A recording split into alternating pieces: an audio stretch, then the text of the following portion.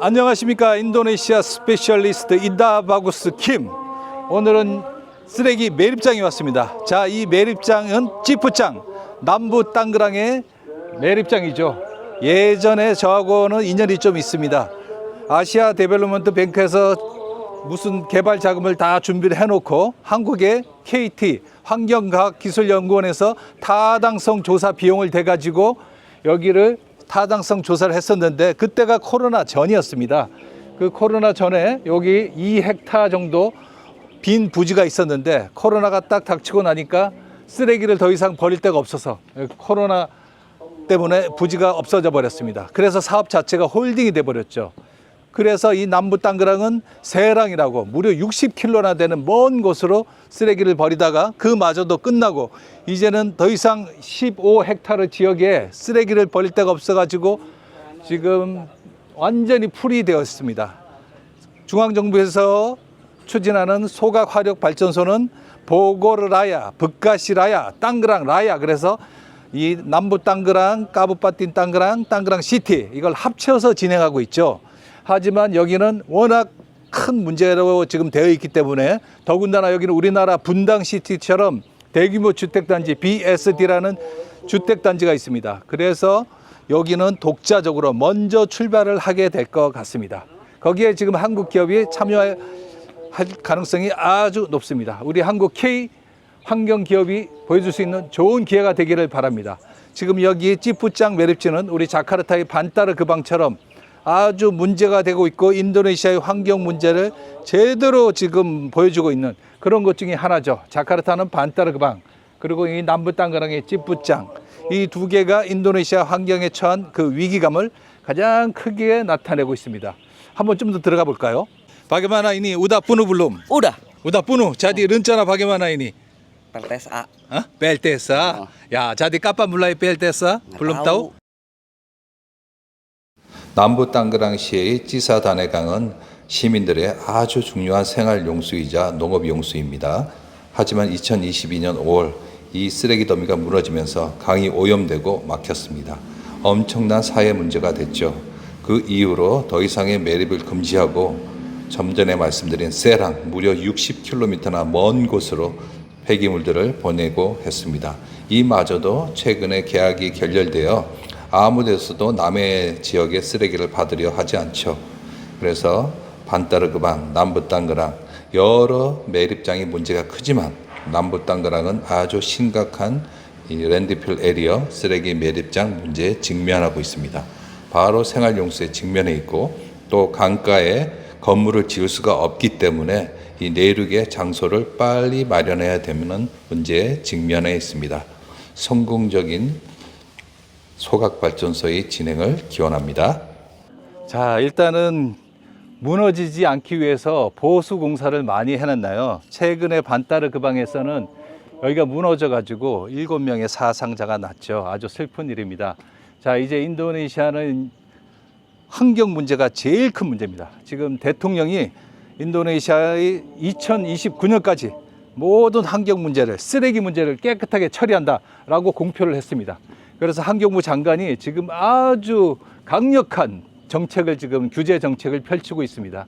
그리고 최근 4월 달에 프라보 대통령이 한국을 방문했죠. 그래서 한국과 MOU를 체결했습니다. 신재생 에너지와 환경 부분에서 동맹을 맺고, 그리고 한국과 인도네시아는 전략적 관계에서 아주 긴밀한 전략적 관계로 격상했죠. 그래서 인도네시아 2029년까지 환경 사업에 우리 한국이 참여할 가능성이 굉장히 높아졌습니다.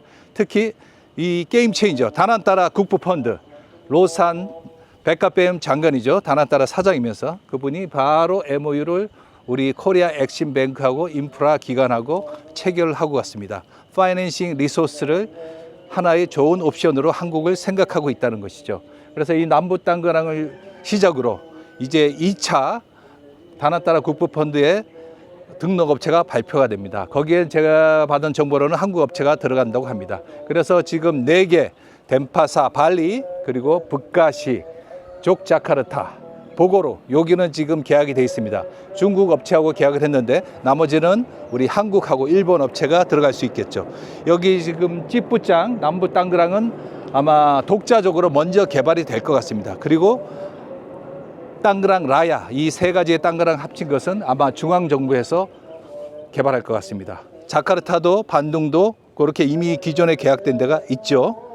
자, 그래서 게임 체인저 다나따라 국부 펀드에서 오로지 이것을 추진하기 위한 회사를 하나 만들었습니다. 빼떼 데네라, 빼떼 다이아 에너지 브르시 누산따라.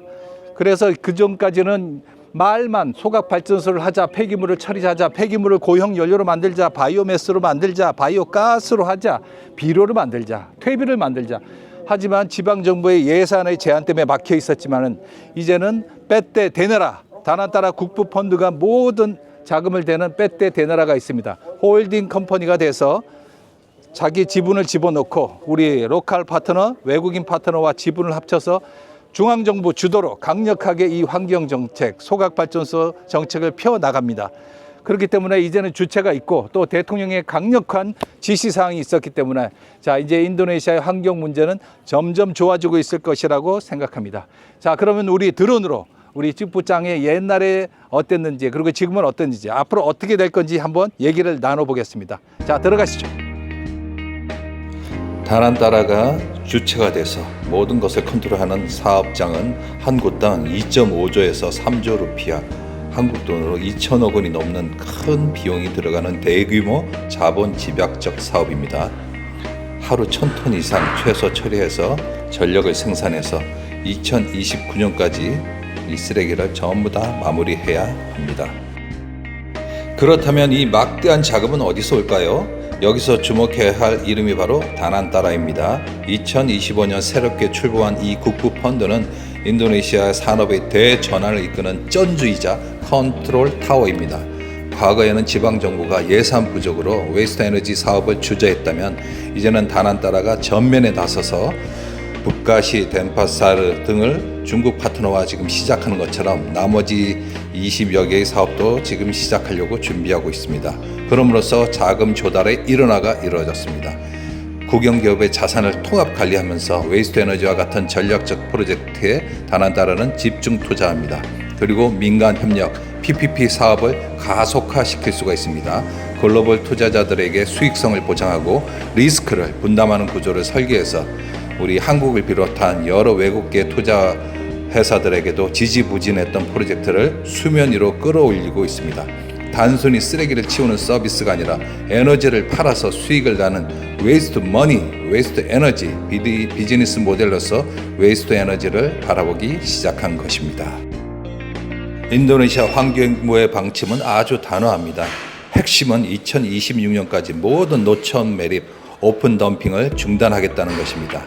현재는 550개 매립지 중 절반 이상인 300곳이 여전히 쓰레기를 그냥 오픈 덤핑 매립하는 방식입니다. 정부는 이를 폐기물 비상사태로 규정했습니다. 환경부는 단순히 매립지를 닫는 데 그치지 않고 전국 30여 개 거점에 웨이스트 에너지 시설을 건설하겠다는 야심찬 로드맵이 현재 진행 중이고 있습니다. 1단계는 아까 말씀드린 것처럼 북가시, 보고르, 덴파사르, 족, 자카르타 4개 지역이 일단 6월 착공을 지금 예정하고 있습니다. 그리고 기술을 다변화시킵니다. 단순히 태우는 것이 아니라 RDF, 고형 연료 등 석탄 화력 발전소의 혼소 연료로 활용하겠다는 계획도 있습니다. 그리고 발리같이 업테이커, 인수자가 없는 곳을 위해 스마트팜, 폐열을 이용한 스마트팜 소각 발전소 기술도 추진하고 있죠. 정부의 목표는 명확합니다. 2029년까지 깨끗한 인도네시아 폐기물 관리를 100% 달성하고 더 이상 도시에서 냄새나지 않는 아주 아름다운 도시가 인도네시아 정부의 최종 목표입니다. 인도네시아의 웨이스트 에너지 사업은 이제 거스를 수 없는 대세입니다. 찌푸짱 매립지의 위기는 오히려 인도네시아가 선진적인 폐기물 관리 시스템으로 도약하는 그런 촉매자가 되었습니다. 정부의 강력한 규제, 다난따라의 대규모 자본력, 그리고 글로벌 환경 기술의 결합, 이 세 박자가 맞아떨어진다면 2029년의 인도네시아는 더 이상 쓰레기 대란을 걱정하는 나라가 아니라 쓰레기에서 미래 에너지를 캐내는 자원순환 국가로 거듭날 것입니다. 자, 인도네시아 스페셜리스트, 오늘은 인도네시아 환경 변화와 비즈니스 기회, 앞으로 우리가 계속 주목해야 될 이유를 말씀드렸습니다. 구독과 좋아요를 잊으시면 안 됩니다. 감사합니다.